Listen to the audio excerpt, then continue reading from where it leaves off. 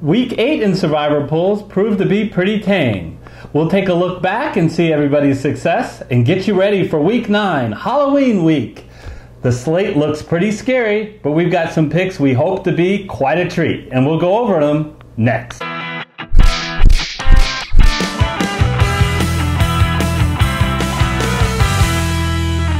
Hello everyone, I'm Eric Lee. And I'm Gary Kurtzman, and we are the Fantasy Football Consultants. And Eric, well, 8 weeks in the books, 9 weeks to go. It's as close to the halfway point in the NFL as you can get. And really, for the first week that I can remember, it wasn't scary at all for the folks that are still involved and still alive in the Survivor Pool. Eric, it seemed like the games, from a Survivor Pool standpoint, all went basically according to plan. Yeah, unless you were like our YouTube dog Coco and went out on the limb and picked the Bengals, and even he still won, but it was stressful at the end for him. It was pretty straightforward. Yeah, all the experts picked their games, they all won, and of course the 4 survivors in the Survivor Pool. Yeah. So that's Corey and Carolyn McGrath, Joshua Rinker, Elizabeth Intertoss. They all won with relative ease by picking the Pittsburgh Steelers. Congratulations to you 4. Keep moving on into the next round. That's good stuff. Yeah. Also good stuff was here at the FFC. We had our highest video in views, over 1,500 views for our Week 8 Survivor video. We want to thank you guys, especially the new viewers. Welcome to our channel. We love the fact that people are enjoying our content.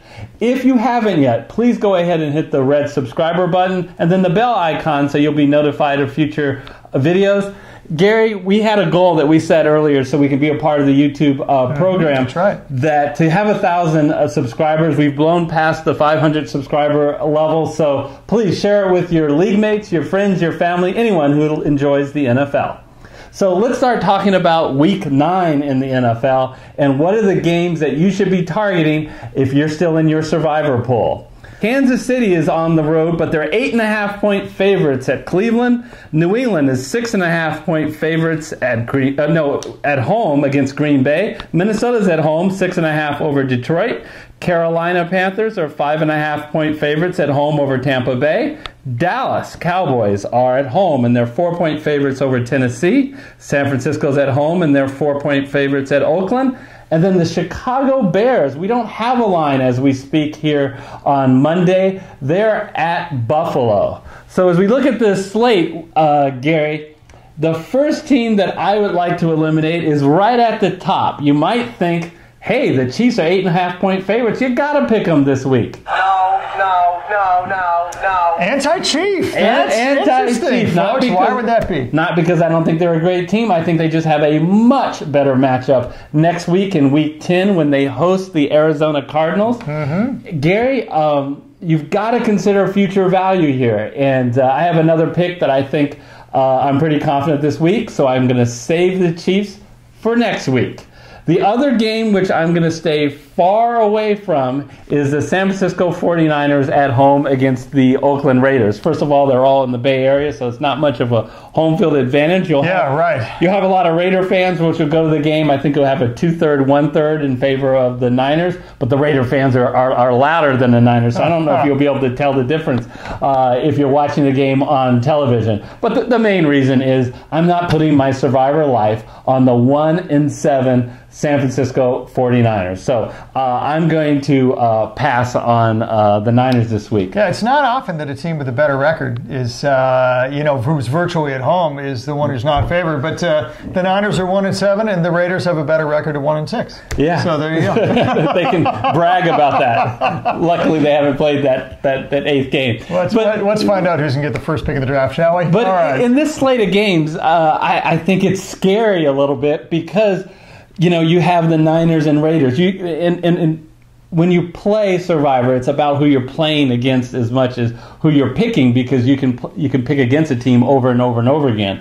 But a lot of the teams that we love to pick against, they're not viable because the Niners and Raiders, they're playing each other. Miami and the Jets, they're playing each other. And you've got the Colts and the Arizona Cardinals, they are on a bye. So they're not going to lose this week, but they're not going to win either. Yeah, tough week. It's this tougher week than most. Here's the game. The Carolina Panthers, -5.5 against the Buccaneers. Now, there's a lot to recommend about this game. First of all, with the Carolina Panthers, for the last 3 games, they have had a top 5 offense. Cam Newton has been one of the best quarterbacks in the game over the last 3 games.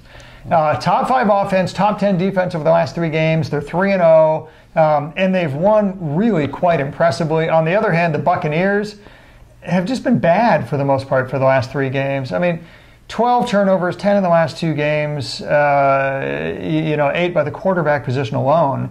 And the teams are clearly going in the opposite directions. Now, the reason why I am not picking this game, Eric, is because, speaking of going in a different direction, Ryan Fitzpatrick, fresh off the newswire, we are filming this on Monday, he was just announced as the starter for the Tampa Bay Buccaneers. Eric, the Buccaneers are simply a much better team with Ryan Fitzpatrick. His quarterback rating is over 30 points better than Winston.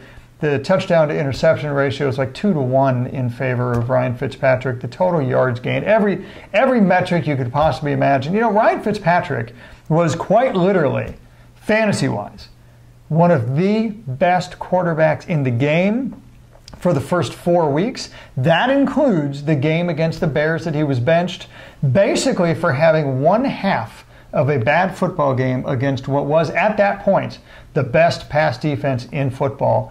Eric, they're much better with Ryan Fitzpatrick, and I just am leery of betting against him and that high-flying Tampa Bay pass defense, so I think I'm going to pass. Well, I'm surprised by that term, that all you need is Ryan Fitzpatrick, but it's really true. That is this year it has been true. It's not what I would have ever expected, and I can tell you, Deshaun Jackson is glad to see. He doesn't want to get traded anymore, by the way. Well, Fitzpatrick's much better with the deep ball, and that's Jackson's game. So the game that I have to eliminate is the Minnesota Vikings over Detroit. I have to tell you, this is really close for me. I almost picked Minnesota. Minnesota's the better team over Detroit, but I am just afraid of. Look, I love the 2 receivers. I think they have the best tandem in the NFL between Adam Thielen and Stephon Diggs, and they have a good defense.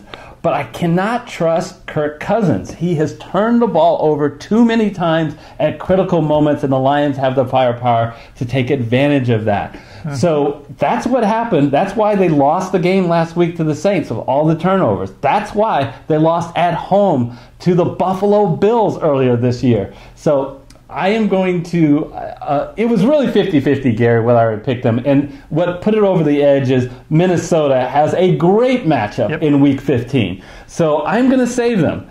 I am going to save them to Week 15 when they host Miami. If you're still alive. If I'm still alive. Okay. But a lot of people pick Minnesota against Buffalo who aren't still alive. That's right. That's right. Yours truly included in that group. There's another game that I think Eric has a lot to recommend. This, again, is about future value. What am I talking about? The New England Patriots being 6.5 point favorites of the Green Bay Packers. Now, the Green Bay Packers are a very good football team, Eric. However, a couple things remain true. One, New England Patriots have been 4-0. 4-0 over the last 4 games against teams that had a combined record of 18-9. So they are 4-0 against very good teams. Not only that, but at home this year, New England is undefeated 4-0, and the Packers, believe it or not, are winless 0-3 on the road this year.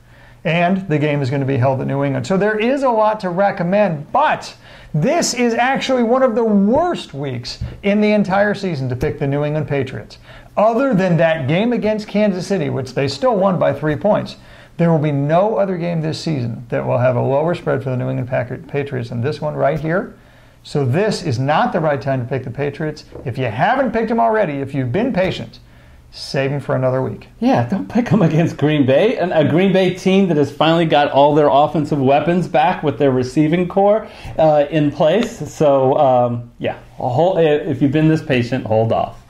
So, it is time for me to reveal my pick for the week. How about them Cowboys? Drum roll. Yeah, how about them Cowboys? How often could you say that this year? not too often, but you know what? Once again, they don't have a great future value, and look where they play this year, this week. There's no place like home. There is no place like home for the Dallas Cowboys. They are 3-0 this year at home. They're winless on the road, but they're 3-0 at home. I love the fact that they can get their running game going this week against the Tennessee Titans, who have a below-average rush defense. Look, this Titan team is going in the wrong direction. They've lost 3 straight games. That includes a loss to the lowly Buffalo Bills. That includes getting shut out by the Ravens, 21-0. I feel really good on Monday night with the spotlight that the Cowboys will come to play with their newest offensive weapon, Amari Cooper, who I think will help stretch the defense, which not only help their running game, but help their passing game as well. So I'm confident that the Dallas Cowboys will not let me down.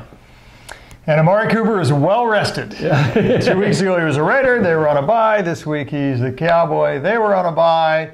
He's had 2 weeks to learn that playbook. Great way to make a living. Yeah, should be well rested and ready to go. My pick this week is going to be the Chicago Bears. Why would I pick it? We just told the viewers that there is no line. I literally don't know what I'm picking, and I'm still picking the Bears. Why would I go out on a limb and do that? Yeah, they're playing the Buffalo Bills. The anti-Buffalo strategy is back, baby. Nothing about Derek Anderson screams victory to me. I don't know, maybe I'm crazy, but look, I know they're home. I know they're home. But, bear in mind, Chicago started out 0-2 and they're now 4-3. What does that mean? They've been 4-1 over the last 5 games and look thumping good doing it too, right? Their defense has been one of the best, if not the best in the NFL. Even without Khalil Mack, they just held the Jets to 10 points, for God's sakes. A surprisingly very good Jets offense, which is in the top 10 in the NFL. Before last week. And hopefully they will have Khalil Mack and that ankle injury, which is not supposed to be serious. Hopefully they'll have him back this week. Even if they don't, look, here's the deal. Chicago is going in one direction and Buffalo is, how do you do that with the other hand? Going in the other direction. Picture that. I'll work on it. Anyway, bottom line is this. They're going in 2 different directions. The talent level for Chicago, they finally gotten a chance to work through the kinks and adapt Chuck Nagy's system. And it showed in the last 5 games. Trubisky has been a top 7 quarterback over the last month, for crying out loud, in Chuck Nagy's system, let alone the strength of the team, which is rushing and defense. So, folks, Chicago's got a lot to recommend. Bills have nothing to recommend. It doesn't matter what the line is, folks. Take Chicago. Yeah. It's just really scary, that Bills offense. I mean, we're filming before they play New England here on Monday night, but so far before that game, their offense can only be described as... God, I thought that was absolutely dreadful. Historically bad, regardless of who's at quarterback. We've already have stated that Gary is going to put his faith in the Bears, and I'm putting my faith in the Cowboys. Yep. Let's take a look at the rest of the experts pool. Gary, who is Michael going with? Michael, the 12-year-old boy genius, is going with Chicago Bears. He obviously agrees that is just a dreadful Bills team, anti-Bills strategy, alive and well with Michael. Mm. Coco, who has been dancing lately. He had his heart attack against the Bengals, but he came through. But he came through, and he's only missed one all year. He keeps telling me, I hate Jaguars. I hate Jaguars. From the first 3 weeks. This week, he's going with the Panthers, the Carolina Panthers. Who thought that he liked big cats? Let's quickly take a look at... Mail call. Gather around, everyone. Well, let's see what's in the mail. What's this? A letter for me. So this week in the mailbag, Eric, I picked out Deshaun Morgan. Deshaun Morgan, who we appreciate, has written to us many times. He wrote, Rams finna gonna get upset. That is word for word. I'm making up the accent. But, baby, was he close, Eric. Yeah, very close. He almost made the right call. So we love it when you guys use this Survivor video to make different comments of who your predictions are. Keep them coming. This brings a close to this Survivor. We wish you the best in your Survivor pool. And until next time, we'll see you in the next video. We'll see you in the next video.